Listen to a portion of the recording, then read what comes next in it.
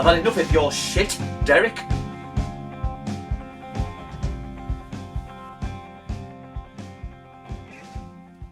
Oi, Derek, you and me outside now.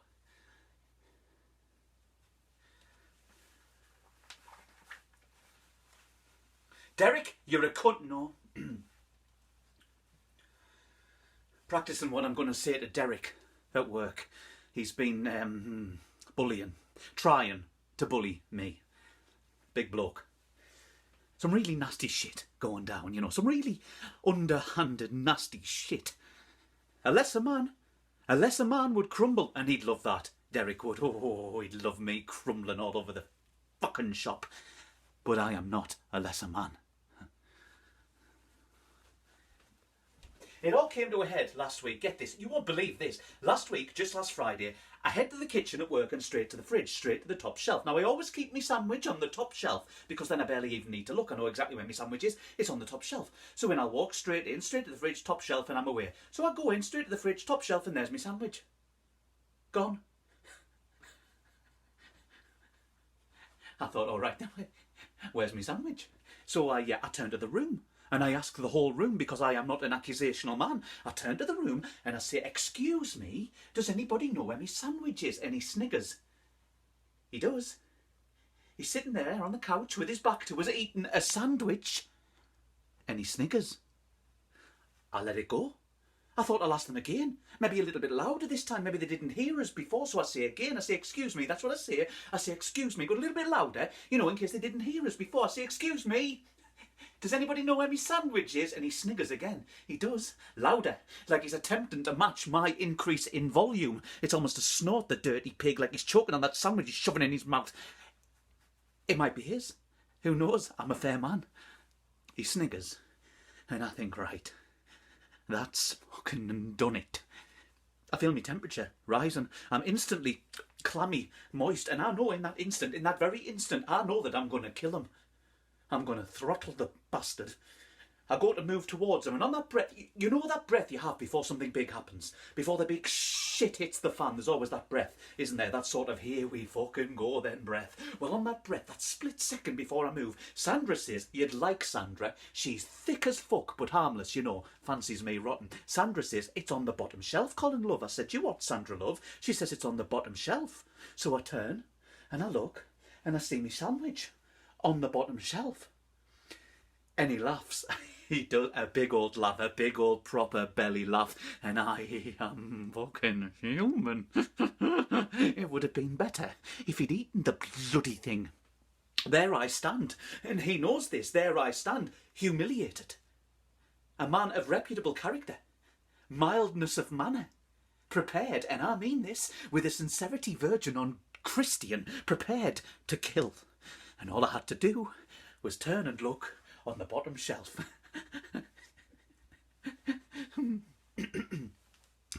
This, sadly, has been going on for a long time now. Too long. In fact, if I've got my dates right, and I think I have, if I've got my dates right, it's a year ago next Thursday since he broke into my home. Yeah, that shocked you, hasn't it? It's not all sandwich shifting and leaving you out at the Secret Santa with Derek. No, he's a bloody villain. There I was, just minding my own business, you know, sort of fella I am, going about me daily chores, tasks, duties, as it were, when suddenly, crash, me front door flings open. Huh, that'll need fixing, I thought. What's going on here then? Well, there he is, sweating, panting, face distorted. I said, are you all right there, Derek? Can I help you? Cup of tea? It took him a while. He seemed to be rooted to the spot, you know, unable to articulate his thoughts at that given moment. But eventually he spoke, not quite words, hisses almost, as if he was straining to squeeze the breath from his lungs. Stop, he says, and I'll never forget these words for as long as I live. Stop the discomfort etched on his face. Stop having sex with my Suzanne. I said, you what, Derek? He says, stop. Please, stop. And then he started to cry. I said, Derek, mate, what makes you think I'm having sex with your Suzanne? And he says, and again, these words will stay with me. He says, "You are having sex with my Suzanne right now. I'm watching you."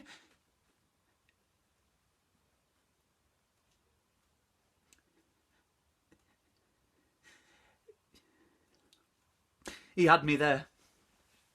I'd had no luck that day whatsoever. None. Usually, I'd be in and out of her like a flash, but this day she's caught us off guard and popped round for one just after I'd had a wank, and I didn't want to be rude or anything, so I persevered, but fuck me, it was taking ages. No luck at all. And to top it off, Derek's broke me door. I said to him, he's on the floor at this point, sobbing, broken man, I said, "Derek, I know this doesn't look good, but..." And that's when I ejaculated. Terrible timing on my part, I regret that. I recovered myself. I said, "Derek, I know this doesn't look good, but I am not the enemy here, mate. I'm just shagging her. Jason, who's got the corner shop, he's the enemy. She's leaving with him and she's taken the cat to Cornwall." That's when Derek had his stroke. Generously, considering the state of my front door, I called him an ambulance while he flailed around on the floor. I said, "I've called you an ambulance. All right, Derek, mate." He didn't say anything. Well, it turns out he couldn't. In fact, it would be 3 more months before he'd utter another word. But he did manage to slowly raise his arm and flick me the V's. His right arm, mind you, the left one was fucked. It still is. Left-handed as well. Shame that. I said, something needs to be said here. What's gone on here and now in this house, it's not right. It does not sit well with me at all. I said, "Well, I hope you're happy, Suzanne. I hope you're pleased. Good luck sleeping tonight." She said, "You what?" I said, "You what?" She said, "You what?" And we left it at that. I gave Derek a nod. It felt right that he should know that someone had his back. Despite the door. Well, what else could I do? He is me brother. Even so, I don't know what it is, but ever since that day, it's like he's had it in for me or something.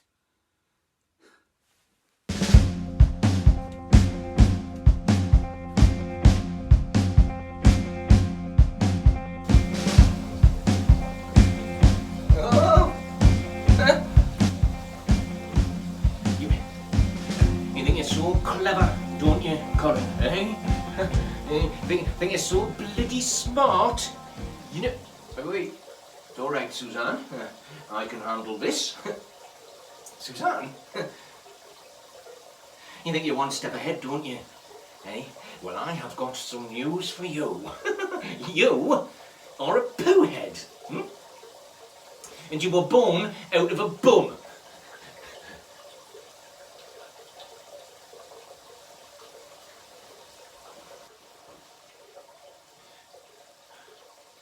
Well, that's what I should have said. He's taken everything from me. Everything.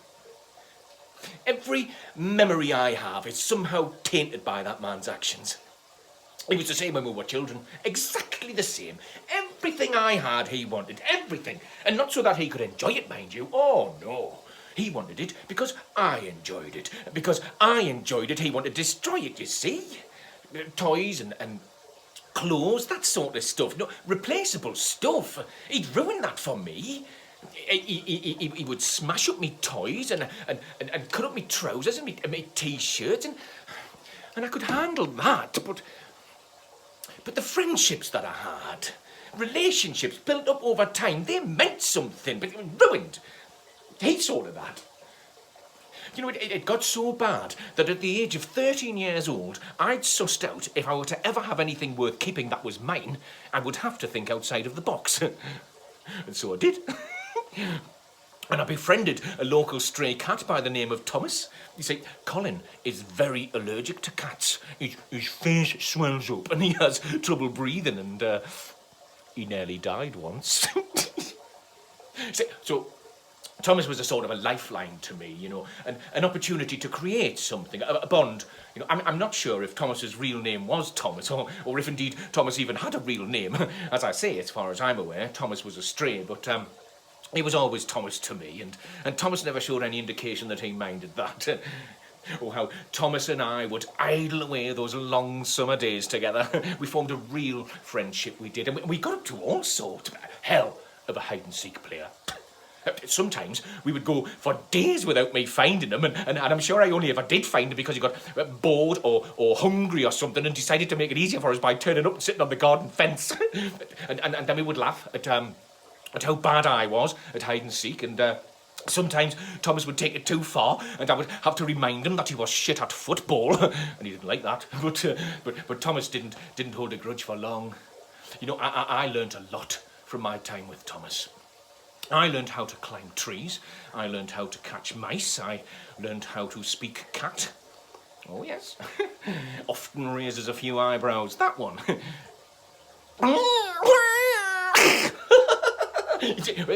That means, go away. Stop following me. You see, Thomas was such a joker. Colin got to Thomas. He disappeared. I'm unsure of the details, but I found a half-empty packet of antihistamines in the medicine box, and I said to our mum, "Do you know whose these are?" And she went to her bollocks, and that was it. The game was up, and I never saw Thomas again. And after that, the lights sort of went out for me, you know. They were dark days,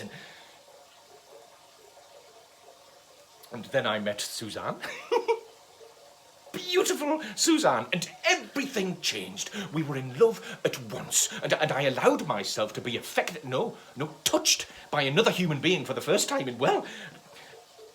for the first time. I'd put off meeting her parents. I'm not good at meeting new people. I get very anxious and altogether uncomfortable, and the thought of spending an evening with the parents of the woman I loved was difficult. But before I knew it, the big day had arrived, and I was a mess. And it was because this mattered, you see. This mattered.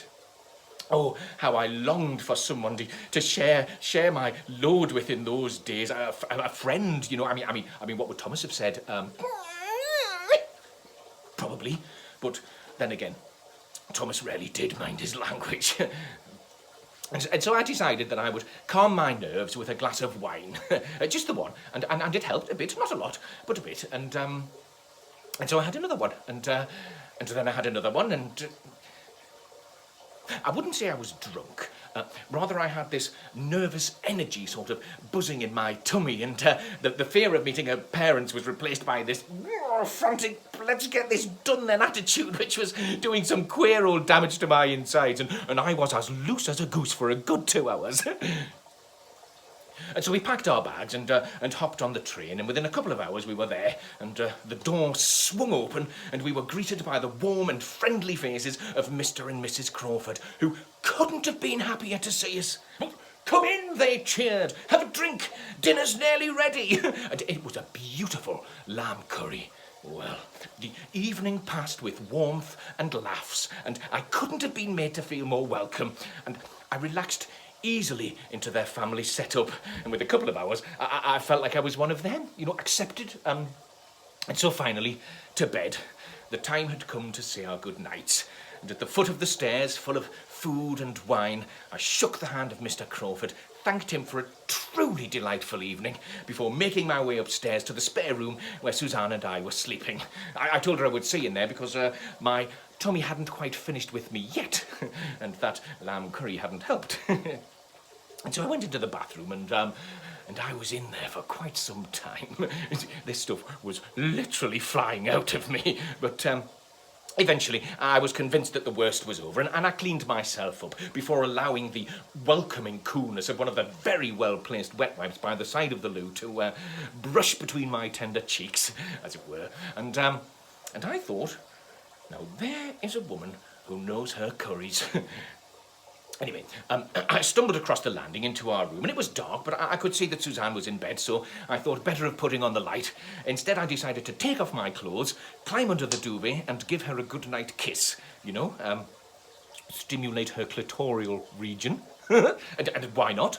You know, this was my night. Life had never been so good. Everything was going my way, and I felt like super Derek, like the incredible Derek, like Derek, like Derek, but just a less shit version. And so I slid under the duvet and positioned myself between her legs in anticipation of a good old-fashioned licking. I have a very, very, very dexterous tongue, I'm happy to report, thanks to my many, many years as a walking understudy for the Bishop Auckland amateur players. Huh? Top of the tongue, tip of the teeth, top of the tongue, tip of the teeth. And so I began. And she resisted at first, just a little, not a lot. Probably, I assumed, worried that her parents might hear us, but then she relaxed and... Then she relaxed a little bit more, and then she screamed the bloody place down. She'd never gone for it like this before. And I was like, oh no, Mr. and Mrs. Crawford are never going to let this one go. But I didn't care, you know, because the wine had taken over, and I thought, well, we will deal with those consequences in the morning. And this was the first time that she'd ever, it's always ever so chuffed with myself. And I didn't notice it at first, but something had changed. Suzanne was suddenly very still, unmoving, almost. And I couldn't see properly from underneath the duvet, but yes, there was now light, slowly creeping its way across my face, and I thought, uh-oh... Mr. and Mrs. Crawford obviously couldn't wait until the morning, and so I leapt from the bed, hungry to apologise for my actions, grabbing what little bit of duvet I could to cover up my private penis area, and I looked towards the door where I knew they'd be standing staring, and there they were, standing staring, Mr. Crawford and Suzanne. Lovely. Suzanne, and my eyes flitted from Suzanne and her father to her startled but satisfied-looking mother laying on the bed, and I was confused. I was in shock, and I looked towards Mr. Crawford, who was looking pretty confused himself, in all fairness to him. And Suzanne, tears streaming down her face, and the three of us stood motionless, taking in this most horrendous of scenes for what seemed like forever.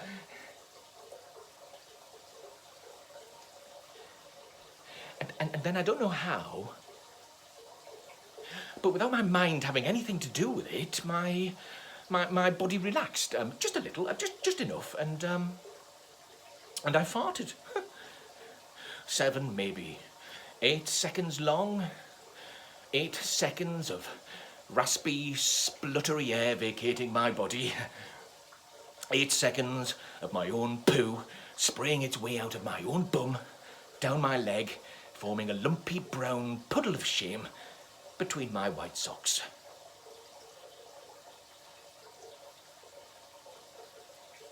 It was quite a long road back for us after that.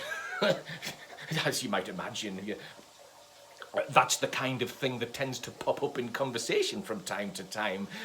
And for a while I thought it was over, but we fought hard. We fought for each other, but still... And it wasn't long after that when I got a message from Colin. Come quickly, he said.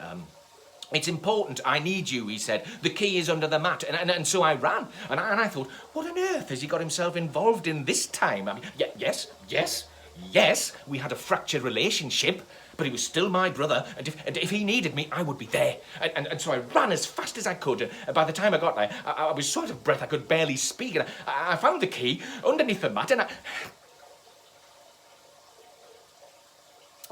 that's when...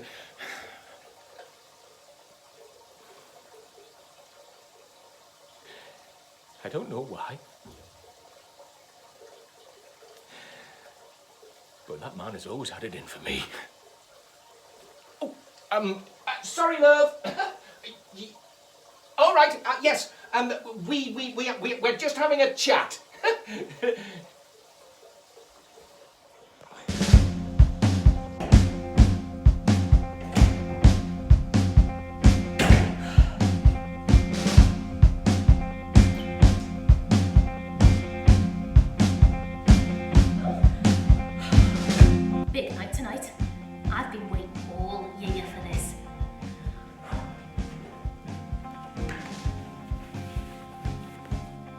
It's exciting. We're excited. Me, Gary, excited. Gary is the cat.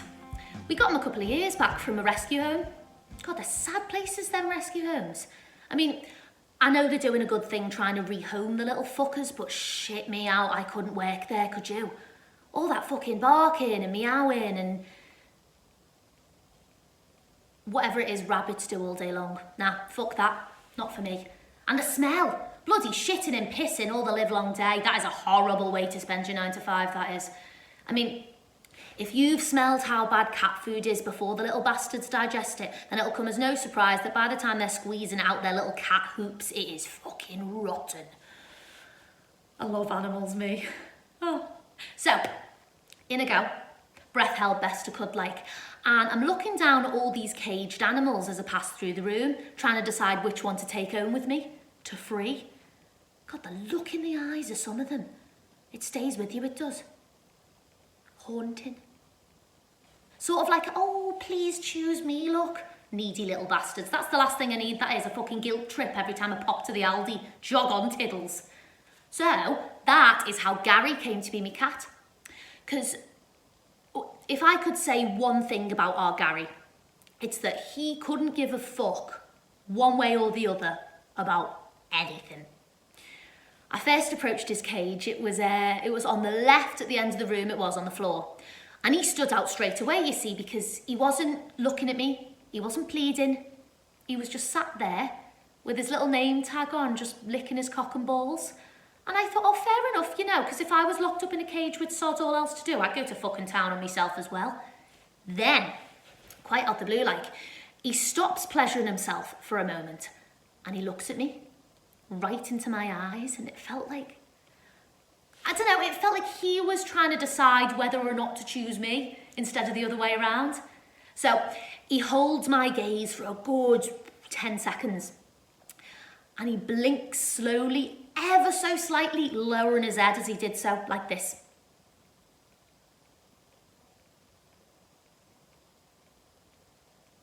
And then he started licking his cock again.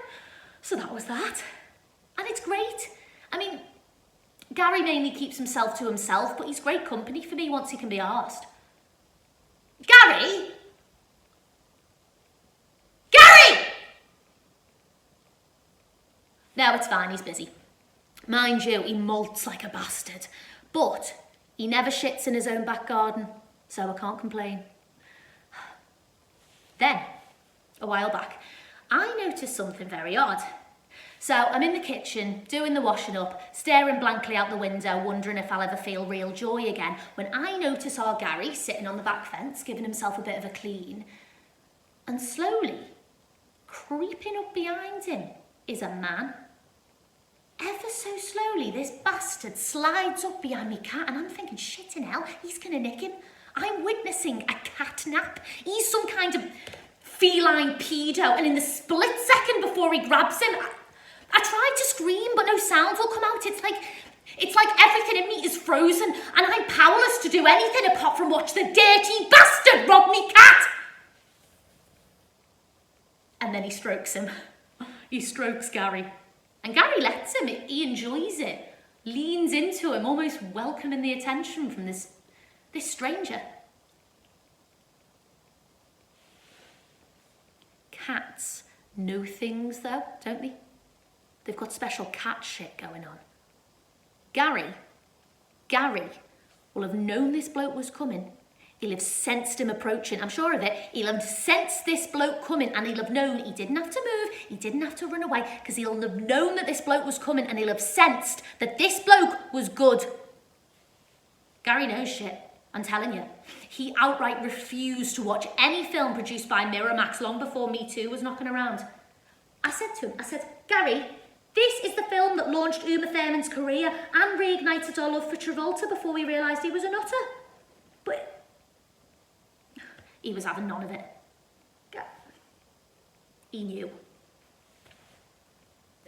Derek is one of the kindest and gentlest people I've ever met in my entire life. There isn't a bad bone in that man's body. He's an innocent. We bonded over our love of cats and everything really. I fell for him.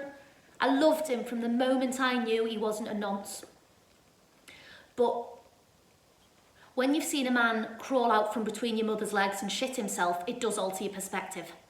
And that's what happened. I needed some space. It broke my heart.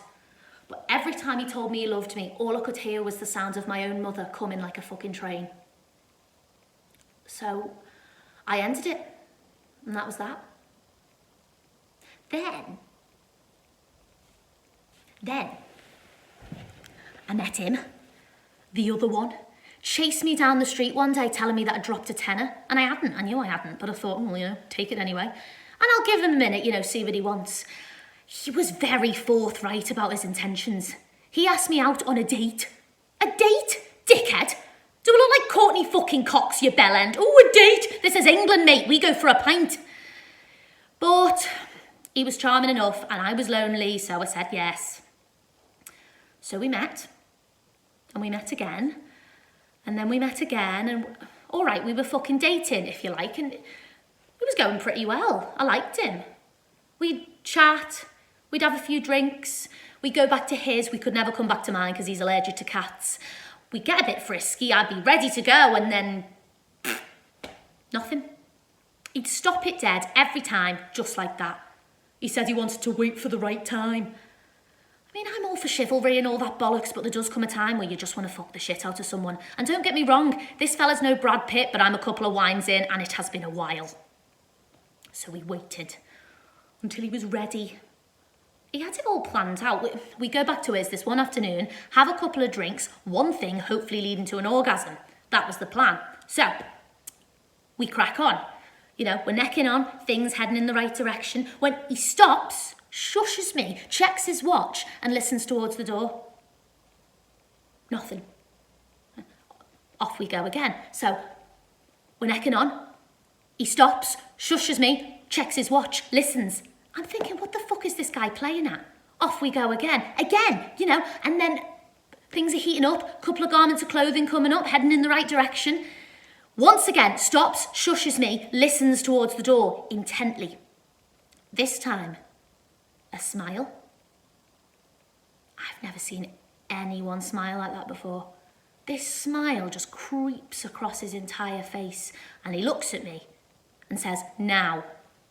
And then he lies himself on the floor. And finally the time has come. So, on a hop, about bloody time and thinking this had better be worth it. Oh. And then, 1, 2, 3, these things happen. 1, 2, 3, these moments just seep into my consciousness. 1, he's just finished. Brilliant. I've only been on top of the bastard 5 seconds and he's jizzed already. This couldn't have gone any fucking worse then. 2, oh, there's someone at the door. Someone is about to see my half-naked arse and his 3 inches of limpness slipping out of me. Now, this day really couldn't have gotten any worse. 3, of course, that is Derek, the love of my fucking life, standing there watching me on top of this prick. Makes sense. Thank you, God. Lesson well learned. Here I was. This day couldn't get any worse, I said, but you showed me. And then Derek fell to the floor. So, as I called for an ambulance, I watched his brother crawl across to him. That fucking smile still etched on his face, even broader than before. He didn't say anything, he just seemed to soak up every second, enjoy every minute. And he looks at me, still half smiling, and he says, oh no, poor Derek, looks like a stroke, nasty. Sometimes it would be better if people just died. His own brother. It was in that moment that I knew that I would be by Derek's side until one of us was dust. Then, a couple of weeks later, I found out that I was carrying 2 little humans inside me, 2 little Dereks. There is, of course, a chance that Derek is not the biological. I can't even say it, but there is a chance. Needless to say, There's only one man who is going to raise my children with me, and it's not going to be the man who stands at the end of his brother's hospital bed, waving his left hand in the air saying, I bet you can't do this. That man has made a complete mess of our entire lives. But you know what? I am really good at cleaning up a mess. I've had him in my sights for a while now. Fucking with him at work.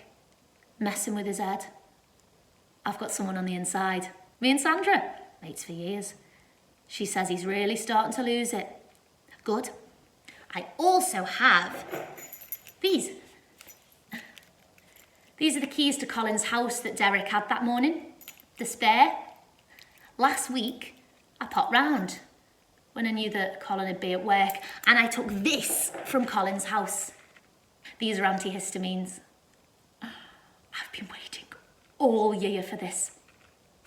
Tonight, I'm going to pop round again. Tonight, I'm going to go round to Derek's brother's house and put this under his pillowcase. This is cat hair. Plot twist! I've been collecting Gary's malted cat hair since a year tomorrow. Thursday. 1 year. Tonight, Colin's off out on the lash. Sandra's going to keep him company, make sure he gets a few drinks down him. So he'll come home and fall straight to sleep, and then a couple of hours later, when the alcohol wears off, he'll wake up in a blind panic. Face swollen, throat swollen, barely able to breathe. He'll reach for the medicine box, but no help there, Colin. And then he will reach for this. Up until which point he'll remember that someone has nicked today from his desk at work. Thank you, Sandra. Derek! Derek! Can you leave them bloody fish alone and come and see to your kids? I'm just going to pop out. He loves them fish. Smelly cunts. Now, I don't know how tonight will play out, but there is one thing I do know. And it's that sometimes it would be better if people just died.